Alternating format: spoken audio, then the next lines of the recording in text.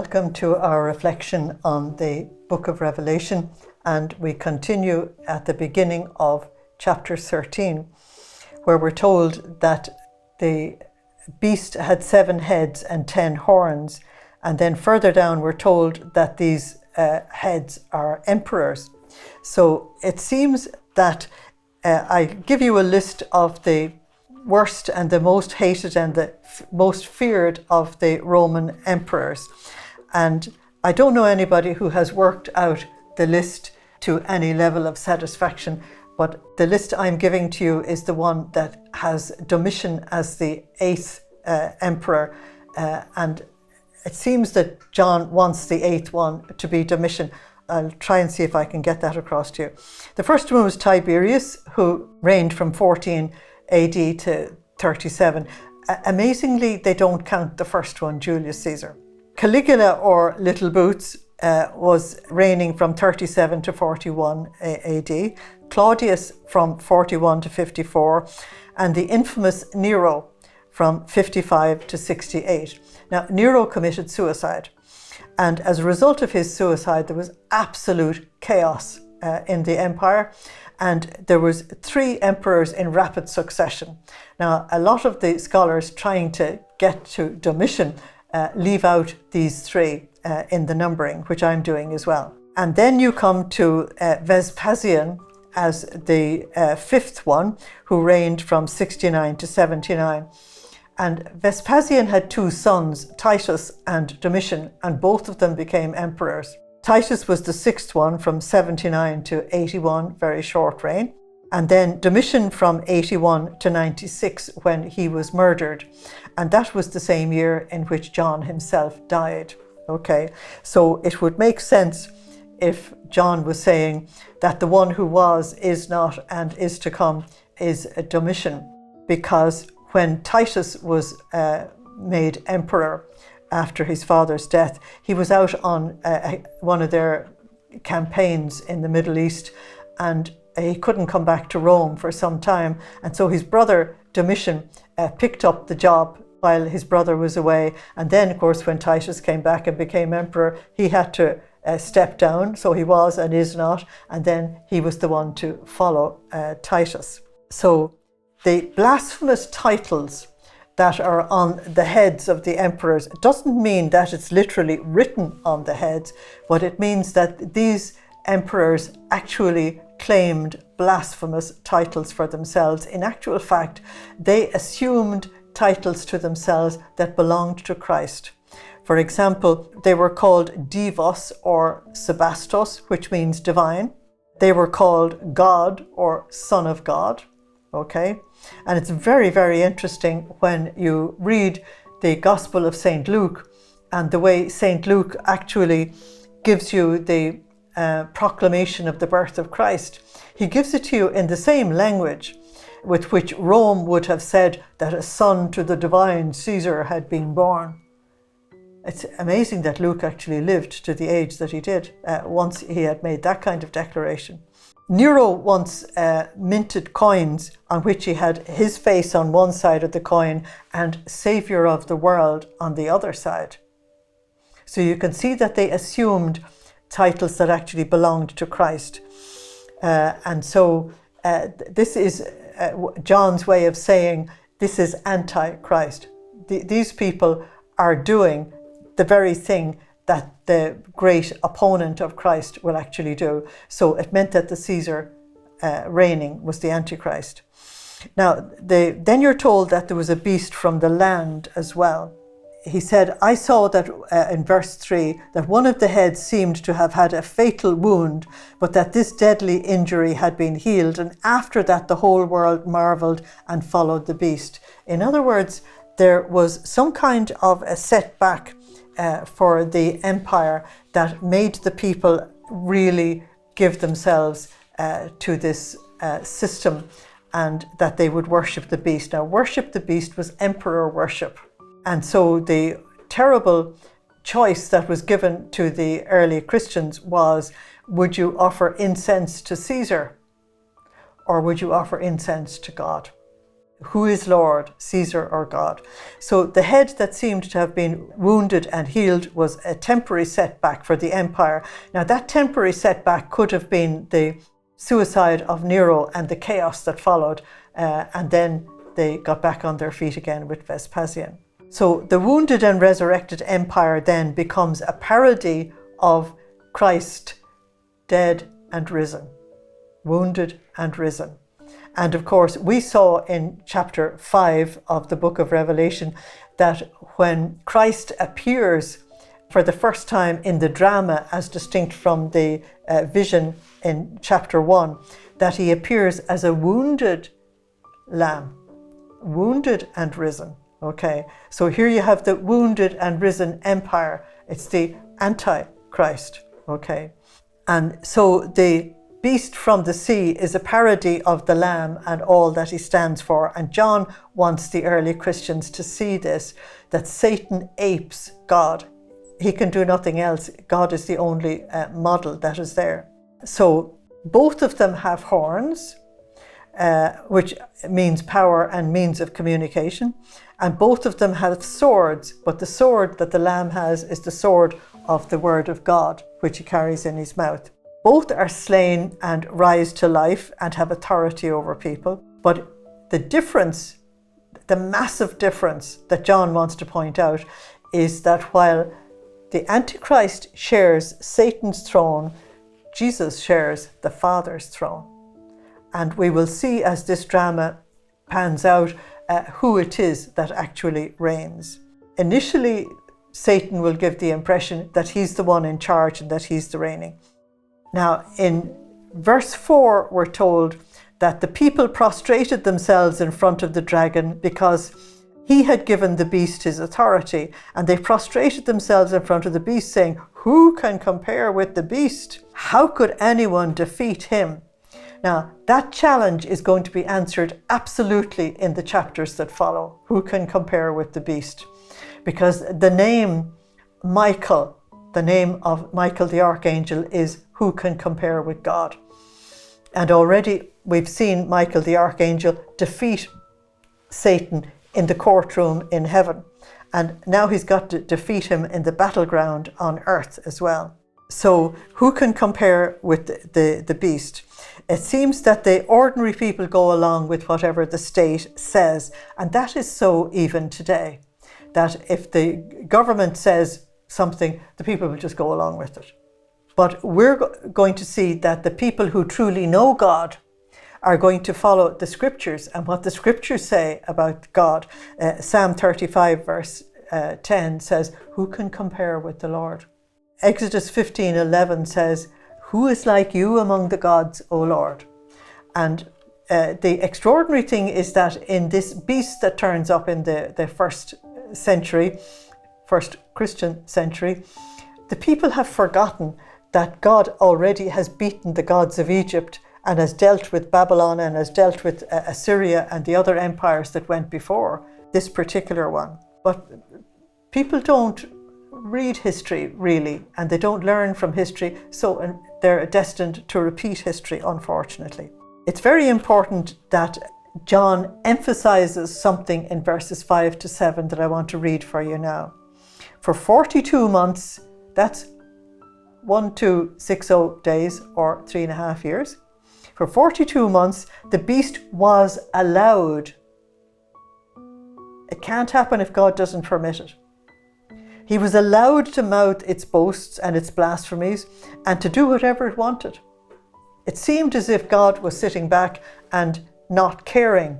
Now, if God allows it, he allows it for a great purpose. We'll deal with all of this. And it mouthed blasphemies against God, against God's name, against his heavenly tent. Now, don't forget that the nation of Israel is dead, so the heavenly tent is the church, okay? And all who sheltered there. And it was allowed to make war against the saints and to conquer them. And it was given power over every race, people, language, and nation. You're talking about a superpower. And if you're talking about the first century, then it's all the nations around the Mediterranean Sea and North Africa, going over as far as India. that the Roman Empire had managed to get under its control. If you're talking about the end times, which we will deal with later, then you are talking about a worldwide empire. Like the New World Order involves every country on earth. It was given power over every race, people, language and nation, and all people of the world will worship it. That is, everybody whose name has not been written down since the foundation of the world in the book of life of the sacrificial lamb. So there you have something very, very important, that the people who will worship the beast are not the people of the lamb. The people of the lamb will not worship the beast. So the book of life is actually terribly important. Jesus told John to warn Sardis, that was the lazy dead church, that their names could be blotted out from the book of life. The book of life is mentioned in chapter 13 verse 8, which we've just read, chapter 17 verse 8, chapter 20 verses 12 to 15, and chapter 21 verse 27. And all the time, if your name is not written in the Lamb's book of life, you are not going to get into the New Jerusalem, and you won't get into paradise. You have to make sure you are a citizen of heaven. And so the sorting out of the human race happens during this terrible time. The book of life represents the fact that in the ancient world, all cities and kingdoms had a register of their citizens. And your name was only blotted out from the book if you had committed a terrible crime and you lost your citizenship, or if you died. So it's the same with the heavenly book of life. If you lose your citizenship by terrible immorality and idolatry and all the rest of it, you're gone. But you can repent while you're still alive and get back into the book of life. But if you approach the judgment of God and your name is not in the book of life, you don't have a prayer, because we're saved through the precious blood of the Lamb. It's through the sacrifice of Jesus that we are saved. And it's a wonderful thing that St. Paul tells us in Ephesians 1:4, that we were registered in the Lamb's book of life from the foundation of the world, that our calling is ab aeterno. Everything that God does is from eternity. God didn't start doing things just because time and space came into reality. Everything he decided is from eternity. And from eternity, he wants you and me to be with him forever in heaven. He wants us to be in his book of life. He sent his beloved Son to pay the terrible price for our redemption, to achieve that purpose so that we would find glory with him. So we find that this superpower, which John is talking about, which he calls the beast correctly, that it will persecute the church. And John warns the Christians to realize that the state is not divine. Now, the people of the USSR in the 20th century had to find that out very quickly for themselves. The state is not divine. The state cannot demand worship, although it tried to. And millions of people gave their lives in sacrifice and in martyrdom because they would not worship the state. It was exactly the same thing as had happened in the first century. Now, why did God give us that example in the 20th century? We were to be completely ready for the Antichrist's reign in the 21st century. We were to have this historical reality very close to us. It might seem to us that what happened in the first century is very far away and won't apply to us. But when we have seen it in very recent history, we cannot do that. We have to acknowledge that this is something we have to learn from. We have to know the state does not have absolute power over you. It has no right to demand that you worship the state, that you put the state before God. It's God first. It's God last. And it's God middle. The state is not divine. It cannot demand the ultimate allegiance that is due only to God. And that's why in his first letter, St. Peter, in chapter 5, verses 8 to 9, urges brave but spiritual resistance to the demon coming at us through political power. And he tells us, St. Peter, in 1 Peter 1 verses 3 to 9 that our way to victory and to glory is exactly the same way as Jesus, and that is you take up your cross and you follow him to death and to resurrection.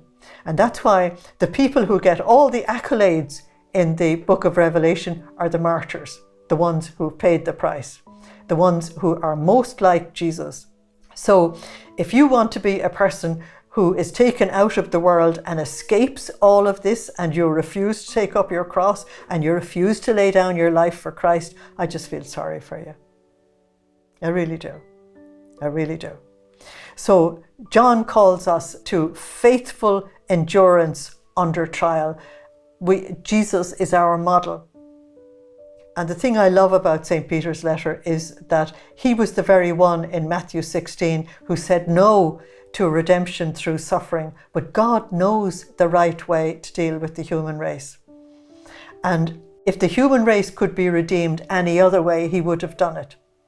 And so it's through this terrible trial of having to live 3.5 years under the Antichrist and have this terrifying persecution that will sift the church like wheat, just as Jesus told the apostles that before his passion and death that Satan was going to sift them like wheat, and they would all find out who was who, and they would all find out just how much they loved him and loved God in the trial. It's going to be exactly the same for the church as well, exactly the same. We're all going to be sifted like wheat, and we'll all know who's who. And the most amazing people will get crowns of glory, and the most amazing people will deny the Lord. That is the incredible thing about human nature. It's the incredible thing. But if you think that you can go to heaven on cushions, forget about it. Jesus says, if you want to be a disciple of mine, you must take up your cross and you must follow me. So he chose the way of the cross and suffering to redeem us. And he wants us to have enough love for our brethren out in the world who don't know the Lord and who are going in the wrong direction, that we would actually join Jesus and put our little drop of water in the wine of his redemption so that we can be part of him, that we can go and face God in the judgment with the insignia of Christ, that the cross is all over us. That's the insignia of Christ, that we will bear the cross, okay? We have to be like him. The body must be like the head. It's the whole Christ that is going to do this incredible service to an ungrateful humanity who doesn't care less because they do not see the terrifying future that is there for them if they're not redeemed. They just don't see it. Okay. So John wants us to have enough vision to see through what is going on in our world today, as he asked Christians in his own day as well. And obviously they did hear him, because our Roman martyrology shows us the most incredible witness of men, women and children who gave their lives for Christ happily so that the world could be redeemed. That Jesus had said to us, I want you to love them in the same way as I love you. As the Father has loved me, so I love you, so you must love one another. That's John 15:9. But he's telling us that we really must be wary of any political system that tends to take over the spiritual and tends to take God's role. As soon as the world goes down, the world powers go down that rule, then we have to really take note and take care. And John wants us to see that the Antichrist idea turns up from the very beginning. He told us that in his first letter in chapter 2 from verse 18. Antichrists have already appeared, he said, in the church. When you read the letters of St. Paul and the other letters in the New Testament, you'll find that the false teachers and the false prophets had already turned up. We see that in the 7 churches of Asia, that the false teachers and the false prophets had already turned up. So John is saying something that is completely new. And I've already told you that in Israel, before their judgment in AD 70, that the false teachers and the false prophets and the false messiahs had turned up, just as Jesus had warned them. So we're being told to really become alert and to stay awake. That was the one thing that Jesus said to the apostles before his passion. Stay awake, stay awake, stay awake. He says it 5 times in one passage in Mark 13, for example, to tell us to stay awake. And the church today seems to me to be asleep and not realizing the enormity of the crisis that is upon us. Thank you for listening. Slán agus beannacht déilibh. Goodbye. God bless you.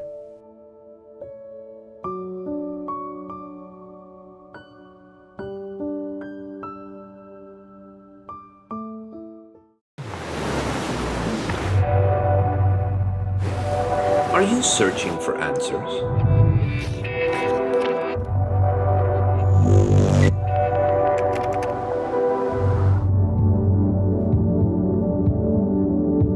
Discover your true identity. Stay tuned to Shalom World.